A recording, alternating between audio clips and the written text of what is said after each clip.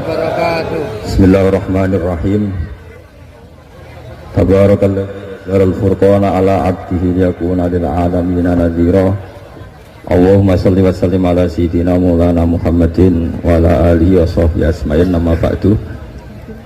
Sedanten keluarga besar Bapak kawula, sedanten kampung mriki ingkang hadir ingkang kula hormati, semua hadirin hadirat ingkang kula hormati. Tadi kula ngisi di Mbah Mabrur niku abahnya guru saya. Niku 33 menit. Jadi kira-kira di sini pinten menit? Piro?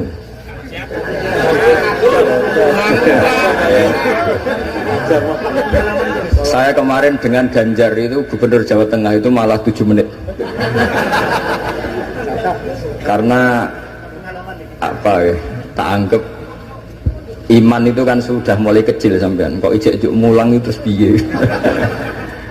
Jadi kalau singkat itu artinya saya percaya iman sampean sudah apa? Benar. Kalau ngajinya lama, nanti kalau sampean nggak paham, terus diulang suwi orang paham itu. Tapi kalau sedikit, nanti 7 menit sampean nggak paham. Sing salah Gus Barak mulang mau 7 menit, mulanya nggak paham.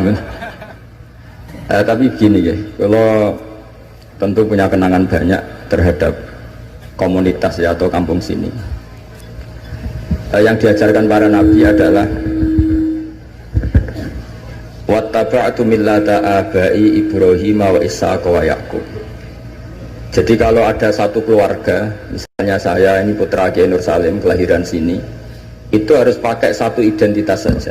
Misalnya saya kenal bapak itu orang yang hafal Quran. Jangan pakai status-status yang lain, nanti jadi repot. Misalnya sampean di bapak Sugih eling Sugiye, di bapak melarat eling melarate, di bapak kasus eling kasusnya, itu nanti jadi repot. Inginnya Allah semua orang hanya pakai status, semuanya adalah hamba Allah Subhanahu wa ta'ala. Karena itu yang status permanen. Sampean sowan Allah itu sekalipun presiden itu tidak siapa-siapa, semuanya hambanya Allah Subhanahu wa ta'ala. Sehingga ajaran Nabi yang abadi diantaranya adalah saksikan bahwa saya adalah Abdullah wa Rasuluh, saya ini hamba Allah. Nah, sekarang semua kerusakan di dunia itu dimulai dari merasa tidak sebagai hamba. Seorang dirjen atau menteri ketahanan pangan itu mesti ngira semua kecukupan pangan Indonesia itu karena dia. Kecuali dia pernah ngaji, mungkin agak baik perasaannya.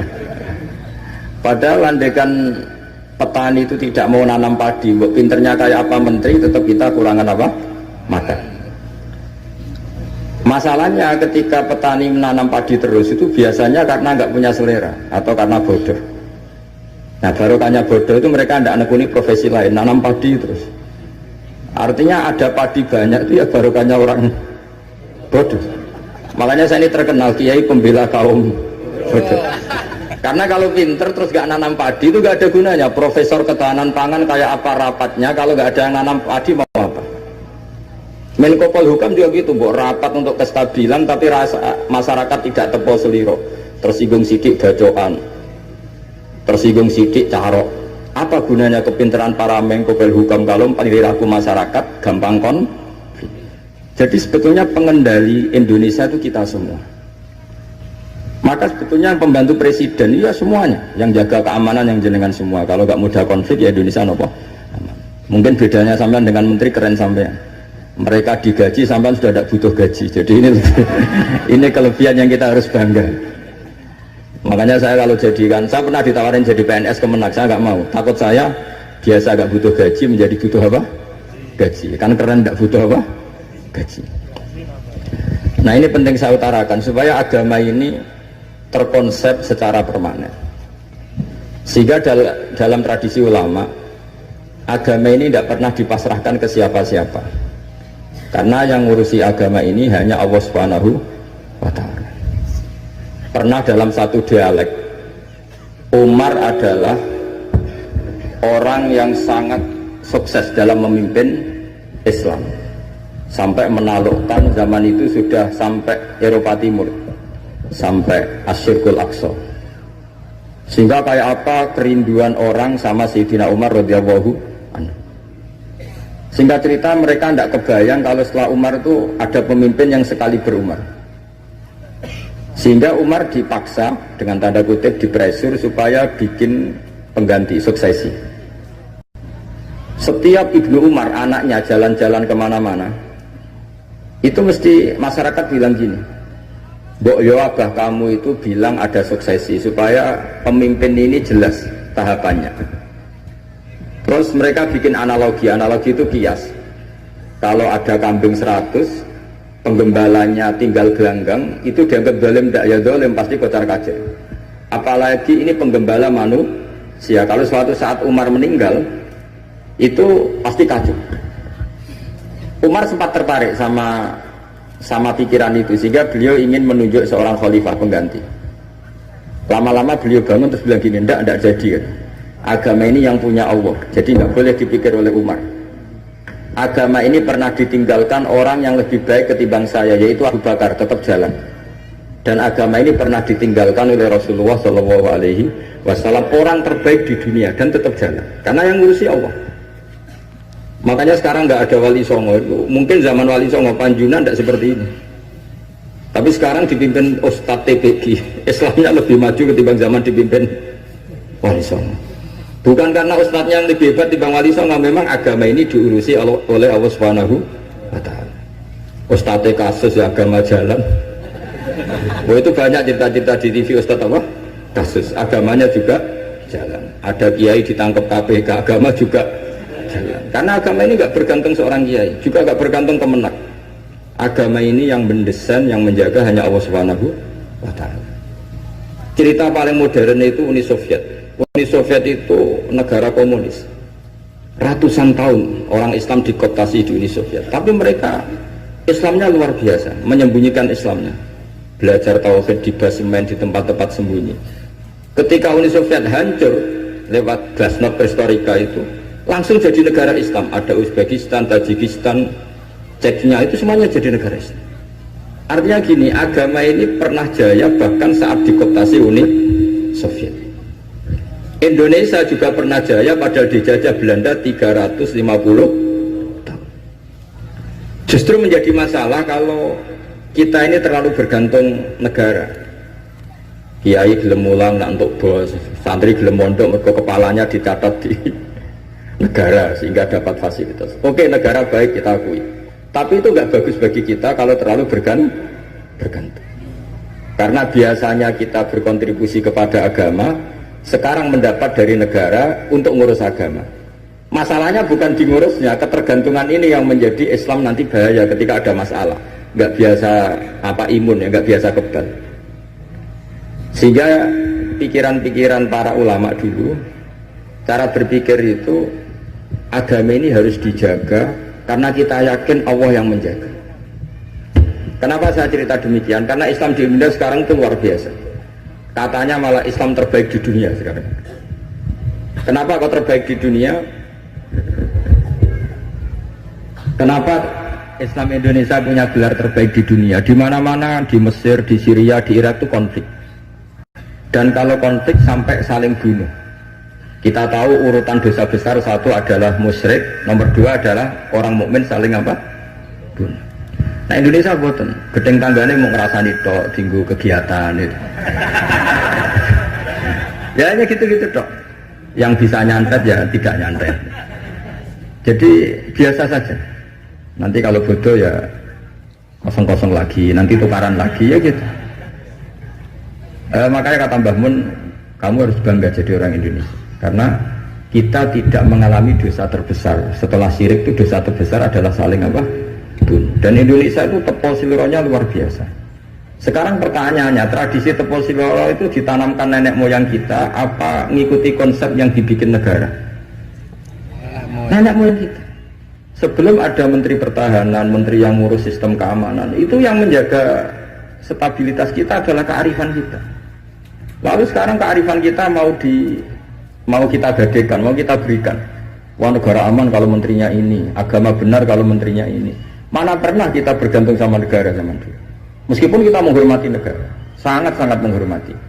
Tapi jangan sampai kelangsungan kita hidup ini bergantung sama orang lain. Kata Rasulullah SAW, kullukum ra'in wa kullukum mas'ulun an ra'yati. Semua kalian adalah pemimpin. Semua pembantu presiden, semua pembantu negara, semua pembantu kelangsungan kestabilan masyarakat Indonesia. Orang yang nggak suka konflik berarti membantu Menteri Pertahanan. Meskipun dulu kamu milih 01, dapatnya 02. Itu barokahnya Indonesia.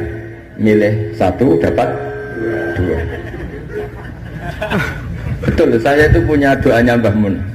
Sebelum wafat beliau itu nyatet doa. Itu diantara doanya itu Allahumma alqi bainahuma ulfatan wa mawaddatan. Ya Allah, jadikan dua tokoh ini yaitu Jokowi dan Prabowo, Pak Jokowi dan Pak Prabowo ulfatan, saling asih dan saling mencintai. Dulu ketika masih panas itu saya baca doa itu agak ini bener gak?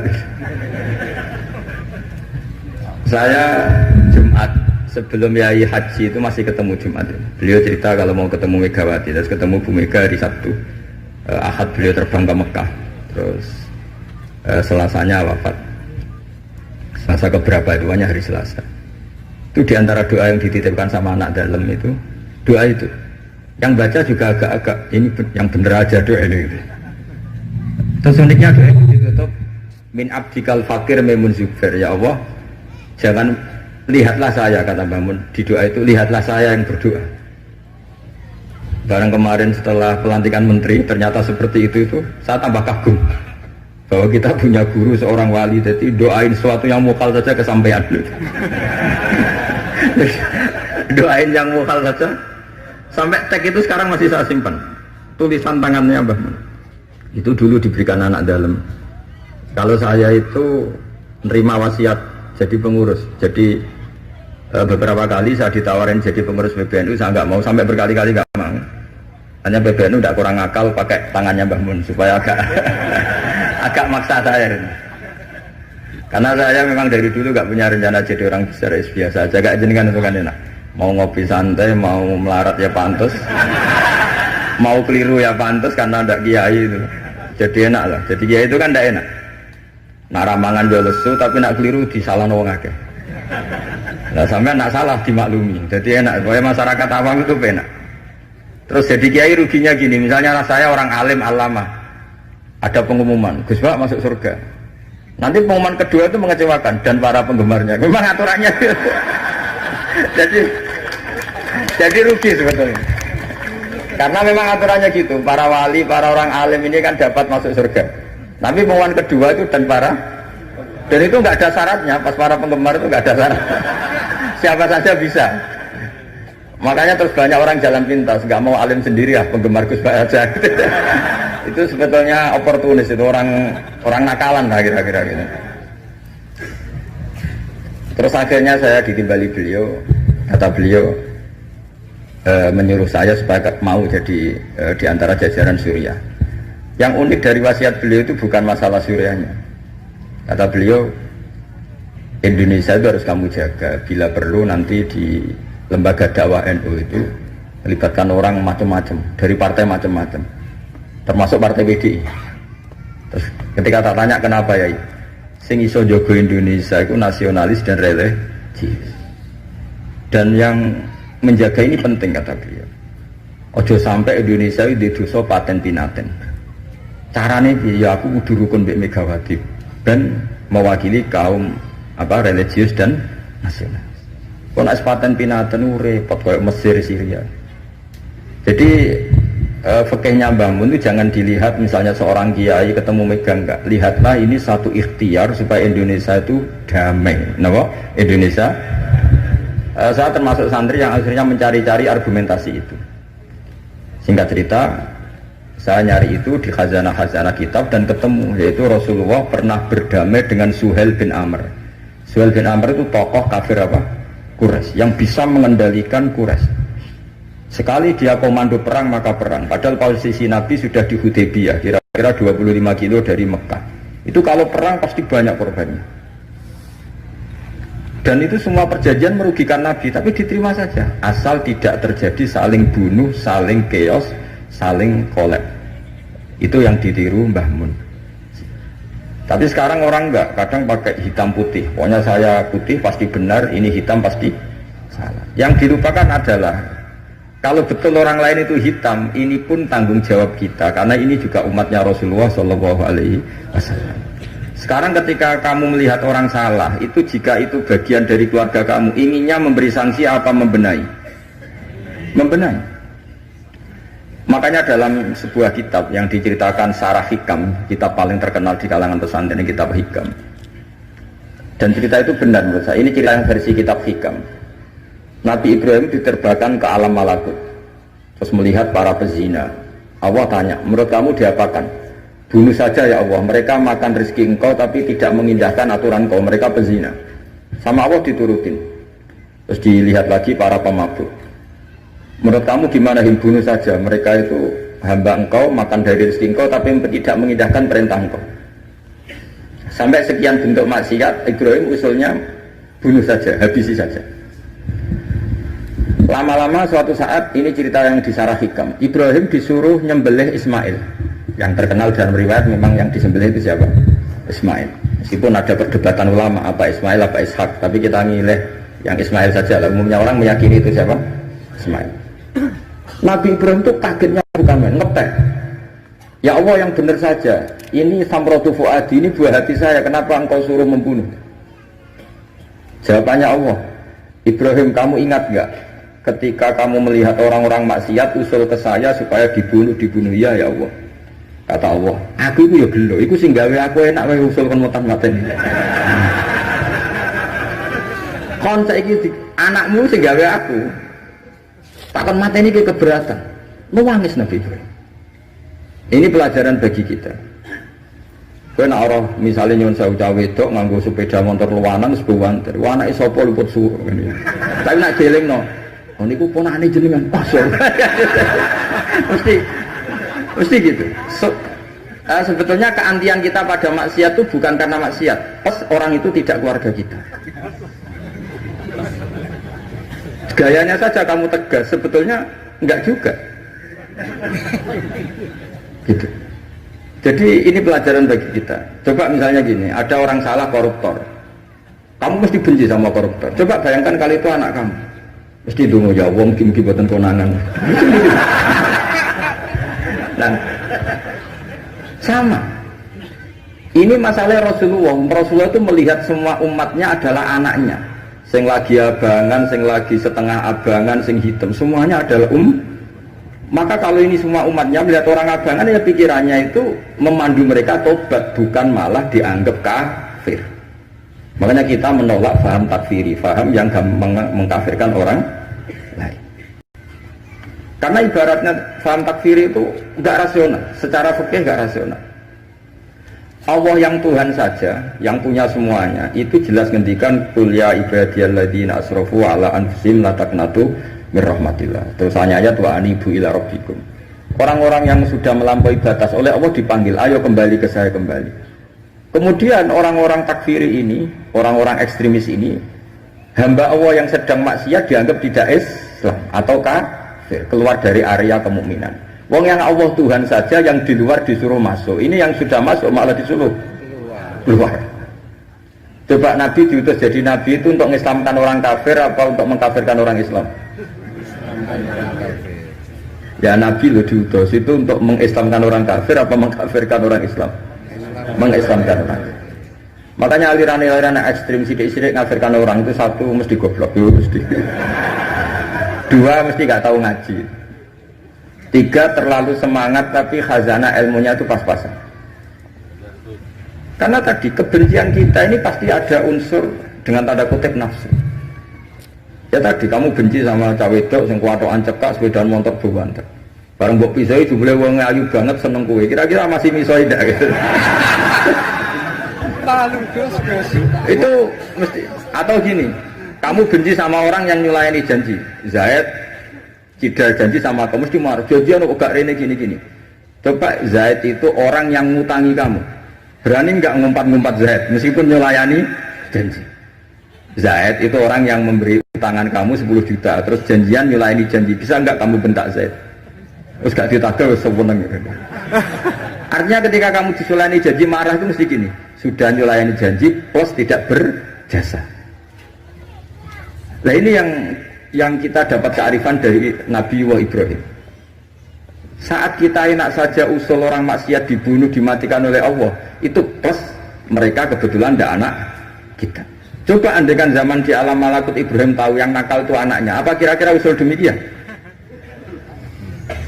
Nah makanya ini jaga kearifan kita, bahwa bayangkan orang lain itu keluarga kita.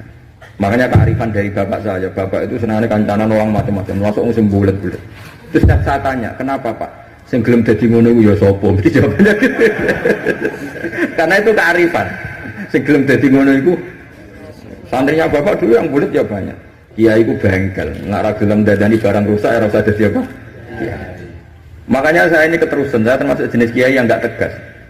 Tapi karena kearifan. Kiai yang terlalu tegas itu biasanya tidak pati arif. Ya tadi, bayangkan itu anak kamu. Kepen ngaji malah diboyong. Cara itu anakmu. Pak Yai memberi kepen didadani malah jiran. Jadi ini pelajaran bagi kita. Jadi coba khazanah-khazanah itu jangan sampai hilang. Memang ada banyak riwayat tentang Nabi Ibrahim menyembelih Ismail. Sebagian kitab meriwayatkan bahwa Ibrahim itu saking senangnya sama Allah. Ditanya, Ibrahim, andaikan kamu punya sapi sekian, kamu korbankan untuk saya enggak? Iya ya Allah, untuk taqarrub ilaika. Kurban ini maknanya satu prosesi ibadah untuk mendekatkan diri kepada mana ada terima sapi unta, nak jenengan nyuwun anak kula mau tak korban. Terus dites tenan disuruh nyembelih apa? Ismail. Tapi saya lebih cocok sama riwayat yang diterangkan di Syarah Kitab Hikam tadi. Jadi beliau ngalami kasaf, diangkat kasaf itu satu kemampuan untuk melihat alam gaib. Kemudian dipertontonkan Allah alam malakut. Terus Ibrahim main usul supaya orang-orang itu dihabisi. Suatu saat itu tadi diingatkan Allah, coba anak kamu sembelih. Lu gimana ya Allah, ini samratu fuadi buat saya. Terus kata Allah, ketika kamu usul langsung tak turuti, kok saya usul kamu pikir-pikir katanya. Tapi ini anak saya, memang yang saya bunuh itu hamba siapa, itu juga hamba saya kata Allah. Nah semenjak itu Ibrahim jadi halim. Ibna Ibrahim malah halimun Allahumunib. Semenjak itu dia jadi halim, beliau jadi halim. Halim itu mudah memaafkan. Dulu enggak ya, agak-agak temperamental. Makanya dalam tafsir diterangkan ketika Ibrahim ekstrim memakai beberapa berhala itu di Quran dijelaskan sami'na fatay yazkuruhum yuqalu lahu Ibrahim. Fatan itu anak muda, jadi gejolaknya masih kuat sehingga frontal. Tapi ketika Ibrahim sepuh itu semua proses dakwahnya itu halus. Ya kira-kira mirip Wali Songo. Tapi itu bahasa yang salah ya, Wali Songo yang mirip Nabi Ibrahim nanti. Makanya yang benar itu madzhab ahli sunnah wal jamaah. Islam Nusantara itu nama lain yang ingin ikut ahli sunnah wal. Jangan ahli sunnah wal jamaah sekarang ikut Islam Nusantara, itu kacau nanti secara. Sering saya ditanya, Gus Islam Nusantara itu kan firqah sudah 73 ditambah Islam Nusantara 74. Ya kacau kalau seperti itu ya enggak. Islam Nusantara itu ya maknanya ya karena kita punya kultur, punya budaya, dan budaya itu budaya Indonesia. Tentu misalnya orang Arab pakai jubah, itu ya sunat, kita yakini sunat. Tapi orang Indonesia ya sudah cukup pakai hem, itu juga sudah sunat. Jangan kayak orang Madura, karena kalau yang jubahan kiai ke Arab Saudi, supir taksi dicium, tukang angkot dicium, karena semuanya pakai apa? Jubah. Itu guyonannya orang Madura kan. Setelah di sana jubah loh, itu pakaian nasionalnya orang Arab. Oh iya iya. Makanya kalau melihat film Arab itu bingung, karena yang soleh sama penjahat sama-sama macaknya seperti itu. Kalau film Indonesia kan gampang, yang preman tatonan pakai celana jeans sobek-sobek, yang kiai pakai koko, kan enak. Ini yang soleh, ini enggak. Kalau film Arab bingung. Makanya kalau orang abangan lihat film Gus sing Abu Jahal karena karena itu film Arab repot, film Arab itu. Dan lucunya orang-orang Arab itu meskipun fasik itu kalau sumpah ya bilang wallahi. Itu yang sering haji sering umrah kan tahu, orang Arab kalau marah siapapun ya bilang apa? Wallahi. Nah itu maksudnya Nusantara. Tentu kita tetap yakin jubah, pakai jubah itu sunat, pakai seperti itu sunat. Tapi nggak usah berlebihan, terus harus seperti itu. Karena kewajiban kita yang penting adalah satrul aurat nutupi aurat, meskipun dengan cara negara masing. Nah, negara masing-masing ini kemudian oleh kiai kadang diistilahkan apa Islam Nusantara. Sama lihat kan ulama-ulama Turki ya pakai turbus, pakai peci, yang ulama Rusia ya pakai baju khas Rusia. Ya semuanya pakai khas daerah masing-masing dan itu enggak masalah. Karena kata Allah wa ma arsalna mir rasulin illa bilisani apa? Kaum semua rasul itu punya tradisi sesuai tradisi kaumnya masing-masing. Tentu tradisi yang positif. Jadi tidak perlu diperdebatkan. Tapi tetap saya ingin berkeyakinan bahwa pakai jubah itu ya sunat, pakai hem ya sunat, pakai pakaian ala Indonesia yang santun itu juga apa? Sunat. Karena sakofah itu satu tradisi. Nah, bayangkan kalau tradisi itu terjadi di perdamaian. Kayak tadi, Tepo Seliro. Sebelum ada Menteri Pertahanan, sebelum ada Menko Polhukam, sebelum ada polisi, orang Indonesia itu, misalnya dulu di sini ada Bandur Sam, ada orang-orang sepuh. Itu sing ape nom-nom tukaran rebutan warisan sisin, sungkan sing sepuh. Jadi tanpa ada polisi ini sudah ada kearifan yang bisa mengendalikan orang, tidak rebutan warisan, tidak konflik. Sekarang enggak, ambil dulur konflik yang pengadilan. Banyak enggak orang konflik harta warisan sampai ke pengadilan? Kadang. Artinya apa? Ketika ada lembaga peradilan justru kita kehilangan kearifan. Makanya ngaji di sini saya mau minta sekali tradisi-tradisi kearifan kita hidupkan lagi. Ini yang terakhir saya cerita sujud. Terus orang terlatih tanggung jawab sendiri. Rasulullah itu betul bisa nyafaati. Itu semua ulama ijma Rasulullah bisa mensyafaati. Tapi ketika anak dalam, kalau mungkin bahasa sekarang itu pembantu, anak dalam lah kalau dalam bahasa pesantren, itu ditanya, engkau mau nikah, engkau mau boyong, kamu minta saya apa? Ya Rasulullah saya kasih waktu 3 hari untuk menentukan saya minta apa. Setelah 3 hari anak itu ketemu Rasulullah, as'aluka murafaqataka fil jannah, saya minta supaya jadi temanmu di surga. Nabi tanyanya unik, kamu diwarai orang apa karena kamu sendiri? Jadi kalau orang pinter dadakan itu bikin orang curiga. Kamu pinter sendiri apa diwarai orang? Enggak ya Rasulullah, setelah saya angen-angen semua dunia ini zailah, bakal hilang. Kemewahan dunia, kenikmatan dunia pasti hilang. Yang enggak hilang adalah kenikmatan di akhir.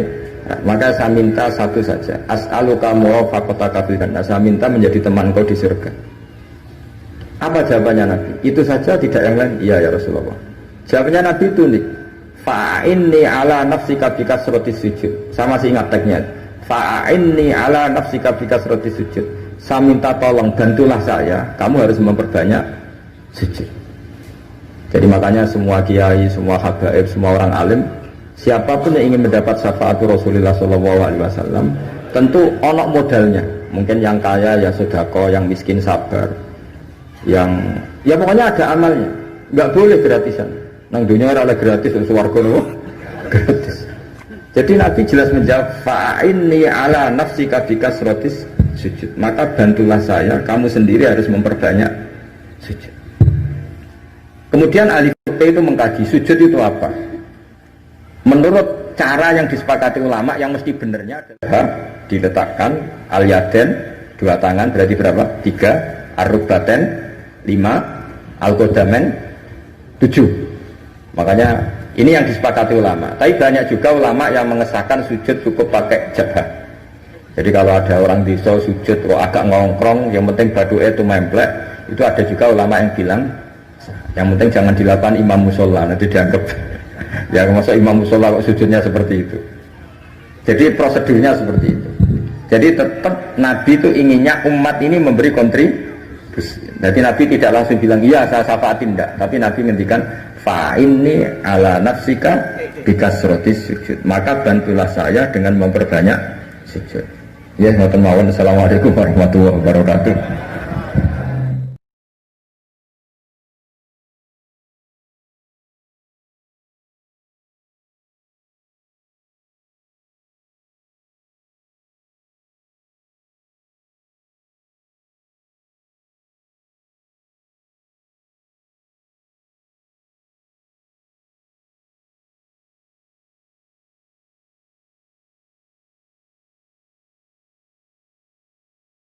Warahmatullahi wabarakatuh. Bismillahirrahmanirrahim.